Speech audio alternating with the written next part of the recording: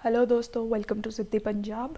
Today we are going to discuss Punjab related current affairs from 4th to 5th April newspaper right. तो अज आप 4th तो लैके 5th अप्रैल तक के जो भी इंपॉर्टेंट करंट अफेयर्स है पंजाब PCS ਲਈ ਉਹਨਾਂ ਨੂੰ डिस्कस करांगे। पहला आप कंटेंट्स देख लें कि टॉपिक्स जोड़े अज आप ब्रॉडली डिस्कस करने वाले हैं। Chinese provocations on the border we India shares a long border with China as we have already discussed these in previous discussions in detail right. One of the longest border India shares with China and there China keeps provoking India again and again. So some provocations have been seen in the recent time. तो आप देख लवांगे कि क्या news इस नाल related है, what are the issues that it raises for India, right? Then second, ISRO tests RLV relaunch vehicle technology. We discussed the 28th March the discussion च मैं detail which launch vehicles बारे I had discussed. Please check that video if you haven't checked it right now. तो ਤੁਹਾਨੂੰ launch vehicle बारे अगर ज़्यादा जानकारी नहीं है, just go and check that video. I'll just provide a link here. That is very important. सीधा science and tech which question launch vehicles ते आ सकता है. So read the basics first and then we will discuss this news also कि latest development क्या है right. Then world energy transition outlook report आई है, ये बारे देख लांगे what are the findings of the report and also the agency that has presented the report IRENA बारे भी देख लवांगे right. Then SLINEX exercise between India and Sri Lanka, we'll see some of the details about it. And then OIC, that is Organization of Islamic Countries, right? ये क्या functions ने, क्या issues ने, all of that we will discuss here, right? Let's start with our first topic. Before moving forward, I would also like to tell you to like, share and subscribe the channel as much as possible. ਤੁਸੀਂ ਜਿਹੜੇ ਵੀ ਸ਼ਹਿਰ ਤੋਂ belong ਕਰਦੇ ਹੋ please spread our channel, Muktsar, Ludhiana, Patiala, ਜਿੱਥੇ ਵੀ ਤੁਸੀਂ ਰਹਿੰਦੇ ਹੋ, ਸ਼ੇਅਰ ਆਰ ਚੈਨਲ ਵਿਦ ਕੋ ਐਸਪੀਰੈਂਟਸ, ਤੁਹਾਡੇ ਕਜ਼ਨਸ ਜੋ ਵੀ ਪੰਜਾਬ PCS ਦੀ ਪ੍ਰੈਪਰੇਸ਼ਨ ਵਿੱਚ आना चाह रहे ने या ऑलरेडी इन्वॉल्व ने, please share our channel with them so that we can help as many aspirants as possible, right? Let's start with the first news. Fresh provocations, China renames 11 more locations in Arunachal, right? तो पहला just try to understand India China दा border conflict. India China ते question आना बहुत ही highly possible है and question issues ते issues ते साथ तो ज़्यादा बनता है इंडिया चाइना जेडे ने ज़्यादा कोलैबोरेशन तो ज़्यादा इशूज़ ज़्यादा ने इंडिया चाइना के रिलेशन च। ते सब तो बड़ा इशू है बॉर्डर डिस्प्यूट राइट। हुण अगर तुसी इंडिया चाइना का बॉर्डर देखो, this is the entire India China border that you are seeing, तो ये सारे बॉर्डर ते यू विल सी कन्फ्लिक्ट या काउंटर क्लेम तुसी कह सकते हो। इंडिया कहेगा कि साडा एरिया समझ लो यहाँ तक है and China will say no it is still here only. Counter claims है मतलब बॉर्डर ते एक दूसरे की टैरीटरी नू क्लेम करते हैं दोनों कंट्रीज़ राइट। तो देखो ये पूरे बॉर्डर नू इंडिया चाइना दे विच जिहड़ा विवाद चलता रहता है इनू 3 पार्ट्स डिवाइड किया गया है। Eastern sector right, Arunachal Pradesh वाला एरिया मेजरली इनू ईस्टर्न सैक्टर कहा जाता है राइट। दैन सेंट्रल सैक्टर जिहड़ा सिक्किम वाला एरिया है उन्होंने सेंट्रल सैक्टर च कंसीडर कर लिता जाता है एंड दैन जिहड़ा अपना नदरन इंडिया वाला पोर्शन है उन्होंने वैसटर्न सैक्टर कंसीडर किया जाता है राइट। तो इन्ना 3 सैक्टर्स च पूरा entire border of India China has been divided and the disputes have been divided right.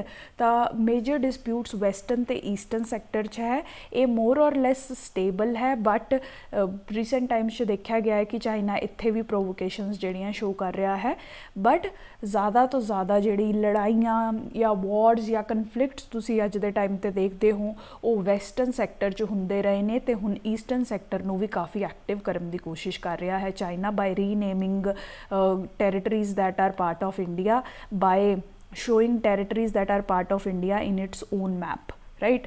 तो लेटेस्ट न्यूज़ भी इसी नाल रिलेटेड है। अगर तुसी 2017 की गल करो 6 places were renamed by China, जिहड़ियां इंडिया दी प्लेसिस है जिवें तुसी कहो चंडीगढ़ इंडिया की जगह है, just an hypothetical example to make you explain right.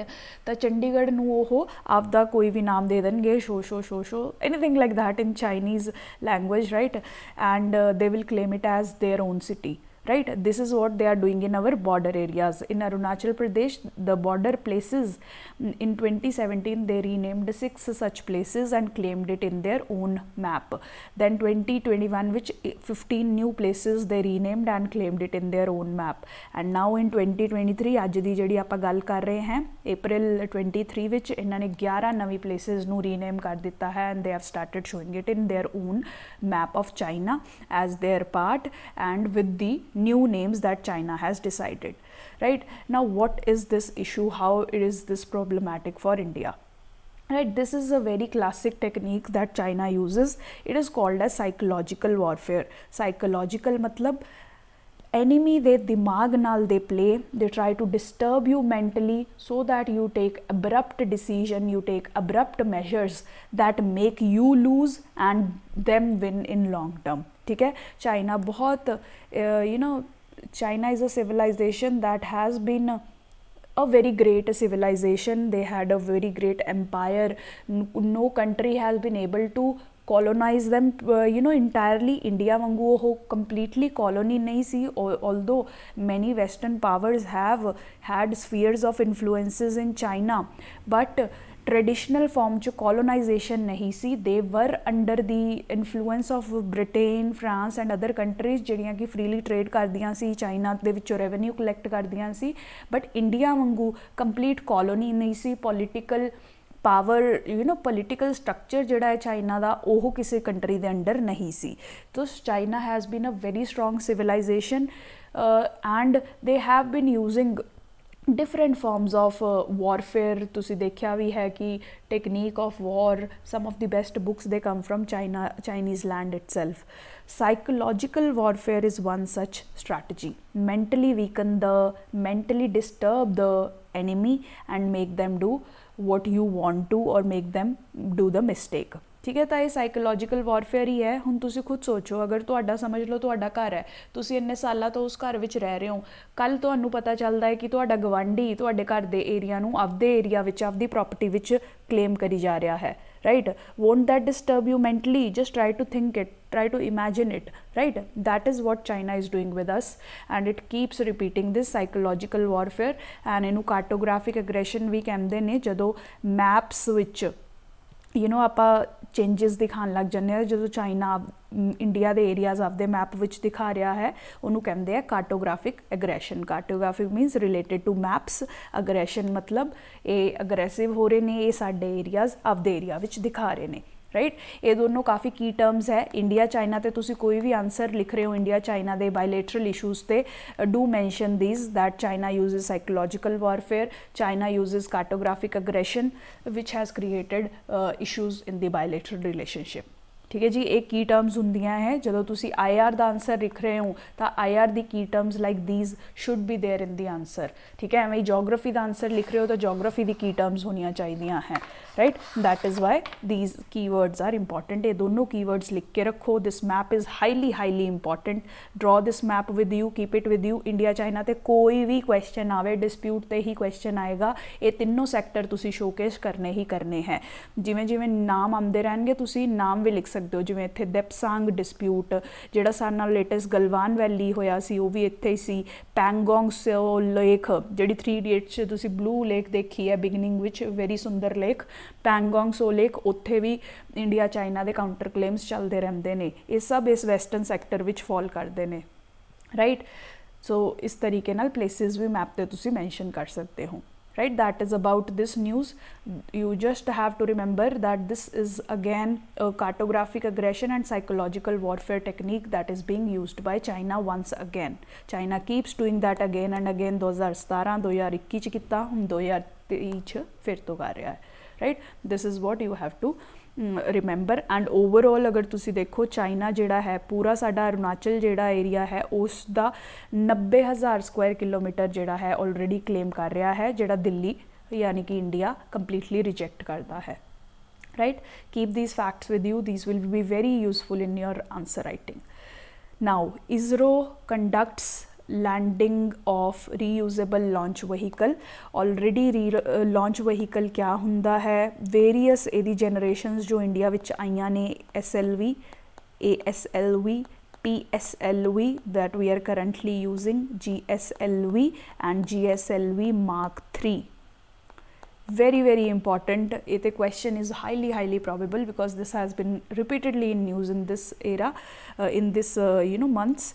These two have been retired from the use. These are currently being used, very highly used. Weight they according they are wearing, least weight it can carry, most weight it can carry, right? ਤਾਂ ਇਹਦੀ ਸਾਰੀ detailed discussion I have conducted in 28th March discussion, so please go and check that video also, right?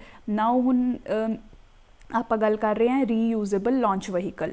ਰੀਯੂਜ਼ੇਬਲ launch vehicle ਵੀ ਮੈਂ ਤੁਹਾਨੂੰ ਦੱਸਿਆ ਸੀ। Launch vehicle ਕਿਆ ਹੁੰਦਾ basically, ਇੱਕ ਤੁਸੀਂ ਕਹਿ ਸਕਦੇ ਹੋ ਇੱਕ ਵਹੀਕਲ, ਇੱਕ ਵਾਹਨ ਜਿਹਦੇ ਉੱਤੇ ਆਪਾਂ ਸੈਟੇਲਾਈਟਸ ਧਰ ਕੇ ਸਪੇਸ ਵਿੱਚ ਲਾਂਚ ਕਰਦੇ ਹਾਂ, ਰਾਈਟ? ਜਿਵੇਂ ਤੁਸੀਂ ਅਗਰ ਚੰਡੀਗੜ੍ਹ ਟੂ ਦਿੱਲੀ ਜਾਣਾ ਹੈ, ਤੁਸੀਂ ਕਿਵੇਂ ਜਾ ਸਕਦੇ ਹੋ? You can use a vehicle, either you can go by car or by train और by cycle, whatever vehicle you can use. इसे तरीके नाल अगर असी आउटर स्पेस विच सैटेलाइट एक लॉन्च करनी है, we send it on the launch vehicles, right? Now these launch vehicles are very powerful vehicles in the sense कि इन्हां नूं अर्थ दी gravitational pull विचों बाहर निकलना पैंदा है to be able to reach to be able to send the satellite in the outer space, right? तो इसलिए इन्हां दे नीचे जिहड़े आ काफ़ी हैवी प्रोपेलेंट्स लगे हुंदे ने, राइट? नाउ हुण ये क्या हुंदा है कि जदों तुसीं एक बार लॉन्च वहीकल यूज़ करदे हो, एक बार लॉन्च वहीकल सैटेलाइट नूं आउटर स्पेस 'च छड्ड के आंदा है, जदों वापस अर्थ दे एटमोसफेयर विच एंटर करदा है, then it is very difficult for it to survive the heat of the earth's atmosphere at the speed with which it is coming inside the earth's atmosphere again, ठीक है? तो इसीलिए लॉन्च वहीकल जिहड़ा है air च ही destroy हो जाता है because it is not able to survive in the earth's atmosphere with the speed with which it is coming inside the earth's atmosphere back, right? तो इसीलिए मोस्टली लॉन्च वहीकल्स जिहड़े है हवा च ही डिस्ट्रॉय हो जाते हैं, मतलब यह आपदा एक मिशन ही कंप्लीट कर पाते हैं। Now this is a very expensive thing क्योंकि ये लॉन्च वहीकल नूं बनाउण ते आपां नूं सारे नाल ज़्यादा कॉस्ट लगती है। अगर तुसीं देखो इहदी प्रोपेलेंट दी, इहदे फ्यूल की कॉस्ट जिहड़ी है जस्ट 13 ਤੋਂ 20% हुंदी है, बट लॉन्च वहीकल की सारी कॉस्ट हुंदी ही आ स्ट्रक्चर दी है, ठीक है? हुण कंट्रीज़ क्या कर रही हैं, साइंटिस्ट क्या कर रहे हैं, इसरो वाले क्या कर रहे हैं, they are trying to produce a technology जिहदे विच launch vehicle is able to enter the earth's atmosphere and it does not get destroyed, it does not get burnt or it does not get destructed, ठीक है? तो इसीलिए ताकि इनू दोबारा reuse किया जा सके, not just for one mission, ये दोबारा सैटेलाइट्स नू स्पेस विच लॉन्च करके वापस आ सके एंड दैन न्यू सैटेलाइट्स नू लॉन्च करके वापस आ सके, ताकि आप 80 to 87% कॉस्ट नू रीयूज़ कर सकीए। That is what is reusable launch vehicle technology, right? Currently launch vehicle जिहड़ा है सिर्फ एक मिशन नू लॉन्च करन विच काम आंदा है। वी वॉन्ट कि ये लॉन्च वहीकल्स आपां दोबारा यूज़ करिए, ठीक है? जिवें हुण ये होवे कि तुहानूं चंडीगढ़ टू दिल्ली लैके जाण वाली ट्रेन जिहड़ी है वो एक बार ही लैके जा सकती है। When it will come back it comes at so much speed that it is not able to survive the atmosphere of Chandigarh, ठीक है? तो मतलब ट्रेन डिस्ट्रॉय हो जाएगी। तुसी खुद देखो कि कितना खर्चा आएगा, सिर्फ वो एक बार ही सवारियां नू लेके जा पा रही है, right? So now the attempt is that to make it, you know, some technology should be evolved so it is able to come back also and then take more passengers and go back again on next mission, right? This is basically what is being tried here. I hope कि तुहानू reusable launch vehicle दी technology दा मतलब समझ आ गया होगा, and that is what was tested by ISRO on Sunday, on this Sunday.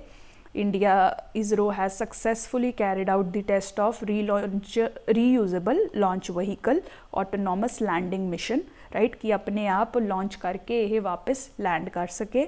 Why we are focusing on this technology? Low cost, reliable, on demand, right? अगर India ISRO बना पाएगा, India will be able to sell it also to the other countries and companies, right? So to cut costs worth 80 to 87%, the reusable launch vehicle technology is being focused. ठीक है। This is very important, science and tech ते ऐसे question पक्का आते ने, new टैक्नोलॉजीज़ new inventions ते आते ही आते ने, and this is a very potential area in space technology sector. Space sector ते अगर उन्होंने क्वेश्चन पूछना होया, relaunchable launch vehicles, reusable launch vehicles and launch vehicles काफ़ी प्रोस्पेक्टिव क्वेश्चन है। So make note of this and keep revising it regularly. Even prelims ते भी question आ सकता है, PSLV GSLV वगैरह ते। सो इन्हां दी माइन्यूट डिटेल्स भी याद रखो जो मैंने 28 मार्च की डिस्कशन विच कवर कीतियां हैं।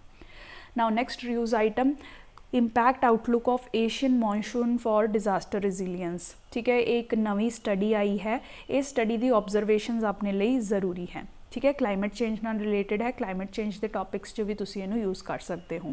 Now what is this report saying that monsoon जिहड़ा है हाईली वेरीएबल हो गया है। वी ऑल्सो नो कदी बहुत सारी बारिश आ जाती है, कदी कुछ ड्रॉट्स हुंदे ने, कदी जिवें हुण मार्च के महीने च इन्नी बारिश हो रही है and it is being said कि जून जुलाई च एल नीनो ईयर हो सकता है, right. So monsoon has become very highly variable. We cannot predict कि कितनी बारिश किस टाइम ते होएगी, अचानक बारिश विच चेंजेस आते रहते हैं। Now this will impact the amount of waters that is there in dams. साडे डैम्स जिहड़े स्ट्रक्चर है that are meant to generate hydro electricity, water तो इलैक्ट्रिसिटी जनरेट करने लई डैम्स यूज़ आते हैं। ये डैम्स जिहड़े ने इन्हां दी वाटर कैपेसिटी ते इंपैक्ट होएगा। अगर ज़्यादा रेनफॉल हुंदी है then we can face inundation और फ्लडिंग। अगर ज़्यादा बारिश हुंदी है तो डैम्स जिहड़े है ओवरफ्लो कर सकते हैं। नाउ अगर घट बारिश हुंदी है तो वाटर शॉर्टेज हो सकती है एंड ड्रॉट्स वाली कंडीशन जनरेट हो सकती है, right? So this report is saying that because of climate change monsoon is becoming highly variable and that will impact our hydroelectricity potential. JD countries hydroelectricity ते depend करदियां हैं, they will be highly impacted by climate change and the resulting monsoon variability, right. And it states कि India तो बहुत ही highly vulnerable है। Why? Because India is the 5th largest user of hydro electricity in the entire world. अगर globally देखो India 5th ते आएगा hydro electricity दे यूज़ विच, राइट। इंडिया दी 12% तो ज़्यादा इलैक्ट्रिसिटी एनर्जी जिहड़ी है हाइड्रो इलैक्ट्रिक सोर्स तो ही प्रोड्यूस हुंदी है, राइट। तो इसीलिए ये रिपोर्ट कह रही है कि climate change can have a significant impact on specially the south Asian region. क्योंकि देखो अपने साउथ एशिया केड़ा रीजन होया, बेसिकली इंडिया ते नाल तुसी आह सारा आसियान रीजन तुसी कह सकते हो। इंडियन सब continent that includes Pakistan, India, China, Nepal, Bhutan, Bangladesh, right, and then Myanmar, Thailand and all these countries. Appa jehdi sari Asian countries hai, majorly we use lot of Himalayan waters, Brahmaputra, right, then your Indus, then Ganga, right, then other such rivers are flowing through the entire region and we are very much dependent on hydroelectricity. ਅਸੀਂ ਇਹਨਾਂ ਸਾਰੀਆਂ rivers ਤੇ dams बनाए ਹੋਏ ਨੇ ਤੇ we are generating lot of hydroelectricity in the region. The South Asia as a region is highly vulnerable to climate change induced monsoon variability क्योंकि साडी hydro power ਜਿਹੜੀ इलैक्ट्रिसिटी है वो इम्पैक्ट होएगी। ठीक है, ये रिपोर्ट ये भी कह रही है कि 30% of hydropower plants are exposed to above normal rain or inundation or flooding. ठीक है, 6% एशिया विच जिहड़े हाइड्रो पावर प्लांट्स है they are vulnerable to below normal precipitation ते मतलब their dams will face water shortage. ठीक है, सो इसते ये शॉर्ट नोट बना के रखो, you can use this in your climate change option questions, right। तो ये लिए सॉल्यूशन क्या है? The report says that early warning systems होने चाहिए है सो दैट सानू पहला ही पता होवे कि इस साल बारिश घट होएगी तो हाइड्रो इलैक्ट्रिसिटी घट हो सकती है, या इस साल बारिश ज़्यादा होएगी so we need to manage the dams very well, otherwise over flooding हो सकती है एरियाज़ दी, डैम्स दी डिसिल्टेशन वगैरह चाहिए होएगी, राइट। इंपैक्ट बेस्ड फॉरकास्टिंग वगैरह ते फोकस करना चाहिए है। ठीक है जी। ये क्लाइमेट चेंज के क्वेश्चनस तुसी ये एनालिसिस यूज़ कर सकते हो, राइट। वन एंगल हो सकता है तुहाडे क्लाइमेट चेंज के एसेज या आंसरस विच लिखण दा कि किवें ये साडी लाइफ्स नू इंपैक्ट करती है, किवें ये क्लाइमेट चेंज जिहड़ा है साडे ओवरऑल लाइवलीहुड्स नू, एनर्जी नीड्स नू इंपैक्ट कर सकता है, right. Then next set of news we will discuss World Energy Transition Outlook 2023, a new report जिहड़ी है release हुई है, released by International Renewable Energy Agency ARENA, right। पहला इस एजेंसी बारे ही देख लेने, प्रीलिम्स जो क्वेश्चन आ सकता है। 2009 विच it was founded, it is an inter governmental organization, various governments are party to this organization. Renewable energy के सैक्टर विच कोऑपरेशन ਲਈ सारी कंट्रीज़ ने ऑर्गेनाइजेशन बनाई है। ये हैडकुआटर्स तुसी देखो UAE विच है, UAE, right. Dubai is a very famous country of this, I mean city of this country UAE, right. Islamic nation है। ये आबू धाबी जी अगेन बहुत फेमस सिटी है इसकी, इस दे विच इहदे हैडकुआटर्स जिहड़े लोकेटेड ने। 164 के अराउंड ये मैंबरस ने, तो इंडिया इहदा एक फाउंडिंग मैंबर है। This you have to remember इस फैक्ट ते, एंड इस फैक्ट ते क्वेश्चन हाईली प्रोबेबल हुंदा है हैडकुआटर एंड इंडिया की मैंबरशिप स्टेटस ते, right. So remember this facts about IRENA, right. Now हुणे report world energy transition outlook, ये भी याद रखना है, when world energy transition outlook has been presented by IRENA. Now ये रिपोर्ट क्या कहती है, देखो अगर तुसी इन्वायरमेंट के बेसिक्स पढ़े हैं तो तुसी थोड़ा बहुत पैरिस अग्रीमेंट बारे पढ़िया होना है। 2015 विच सारी मेजर कंट्रीज़ ने इकट्ठे आके एक पैरिस अग्रीमेंट साइन किया सी, जिस जो उन्होंने commitments लिखियां towards environment, and they promised that they would not let temperatures rise beyond 1.5 degree Celsius, ठीक है। जी ग्लोबल वार्मिंग आप कह रहे हैं, पूरे अर्थ का टैंपरेचर जो गर्मी वध रही है उन्होंने ट्राई करनगे ये कि 1.5 डिग्री सेल्सियस तक लिमिट कर पान। इसलिए सारी कंट्रीज़ ने आपदी कमिटमेंट्स दी है कि असी इन्नी कार्बन डाइऑक्साइड एमिशनस घट करांगे, रिन्यूएबल एनर्जी नूं वधावांगे इस तरीके नाल, राइट। सो नाउ ये रिपोर्ट की कहती है कि अगर कंट्रीज़ सच्ची च 1.5 डिग्री सेल्सियस तक टैंपरेचर राइज नू रोकना चाहती हैं, then they will have to increase the renewable energy to 10,000 gigawatt by 2030. If you see presently, then 3,000 gigawatt है world global renewable energy the deployment, right? Right, this has to be raised to 10,000 gigawatt, right? Currently at present renewable energy आप कितनी use कर रहे हैं, at present 3,000 gigawatt, and 2030 आंदे तक इनू आपां नू 10,000 gigawatt तक increase करना पड़ेगा, and that is what this report says if we really want to meet the target of limiting the temperature rise to 1.5 degrees Celsius, right? This is what the report says, right? Currently जी global energy तुसी देखो उस 40% जिहड़ा share है that is of renewable energy, this has to be incrementally increased, right. तो report ये भी कह रही है कि काफ़ी सारी यूरोपियन कंट्रीज़, चाइना तो USA ये काफ़ी अच्छा कर रहे हैं रिन्यूएबल एनर्जी की डिप्लॉयमेंट ते, बट द इशू इज़ कि developing countries like African countries they are falling behind, उन्होंने भी नाल लैके चलना है, इसीलिए फाइनेंसिंग बहुत ज़रूरी है। Green financing, climate financing is very important. Developed countries like US and EU नू पैसा जिहड़ा है ज़्यादा तो ज़्यादा डेवलपिंग कंट्रीज़ वाल देना पड़ेगा, so that they are also able to transition to renewable sources of energy, then only combinedly we will be able to limit the temperature rise to 1.5 degree Celsius, right.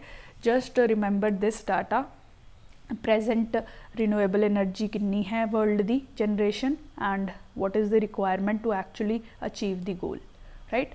Remember this and you can use this in your answers. Now next news item, Slinex or Silnex whatever it is, India ते श्रीलंका दी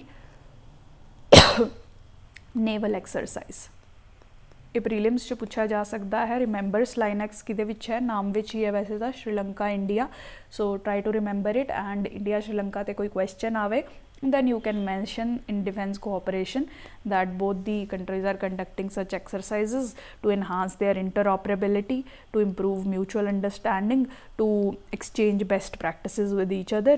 So they have significant defense cooperation also. Right final news item अज की जी आप करेंगे India slams OIC for anti India agenda. सानों पहला OIC देखते हैं। OIC is organization of Islamic countries, ठीक है जी।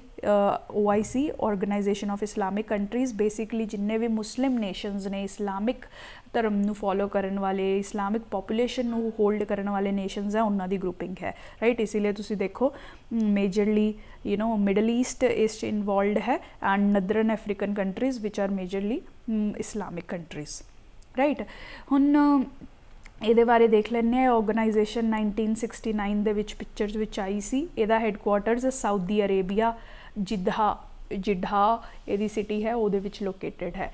दोनों आप ऑर्गेनाइजेशंस पढ़ी हैं, दोनों मिडल ईस्टर्न कंट्रीज है। Arena is in UAE and now OIC is in Saudi Arabia.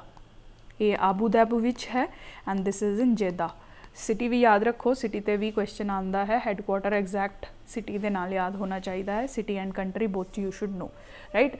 57 membered countries है इहदियां and remember this that India is not a member, जबकि इंडिया दे विच one of the world's highest Muslim population है। Top 5 विच आंदा है India in the amount of Muslim population that it is holding, right। Indonesia वगैरह तो बाद इंडिया इज़ जस्ट सेकंड और third at the position of holding the Muslim population। still India is not a member of OIC, right. क्योंकि basically OIC इन्ने सालों तो it has been running an anti India kind of agenda. तो currently भी जो OIC मिलिया इन्होंने जो स्टेटमेंट पास की, it said that it India should not target Muslim community. Ramnavami दे फंक्शन विच कुछ एरियाज अगर तुसी न्यूज़ फॉलो कर रहे हो, बिहार बंगाल वगैरह दे एरिया विच कुछ राइट्स वगैरह होए ने, तो उस करके OIC ने यह स्टेटमेंट लॉन्च की and India has strongly condemned this statement. India says that we are not making any biases against any kind of minorities in India and India is working for protecting all its citizens। तो India नू ये statements पसंद नहीं आई हैं।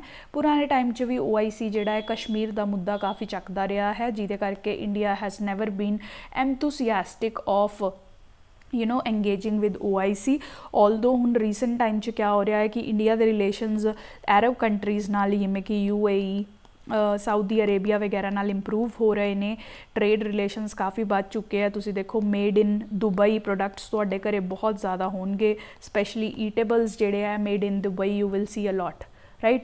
सो that is because India UAE दे relations economic relations काफ़ी deepen हो रहे हैं। साडी comprehensive economic partnership agreement FTA वगैरह भी साइन हो गए हैं, राइट। इस करके इंडिया के रिलेशन जिहड़े है इन्ना इस्लामिक कंट्रीज़ नाल इंप्रूव हो रहे हैं, जिहदे करके OIC विच एज गेस्ट मैंबर इंडिया नू बुलाया गया as guest member once it was called and India went also.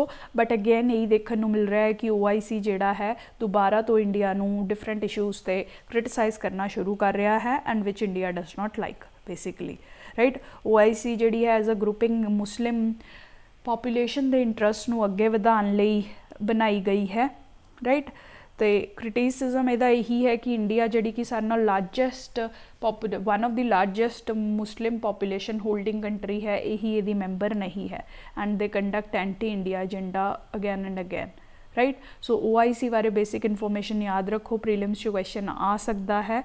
Mains which lace probability है but you should know the basics कि मेन्स च भी तुसी कुछ लिख सको। मेन्स ते क्वेश्चन अगर आएगा तो इंडिया ते OIC दे रिलेशनशिप बारे आएगा।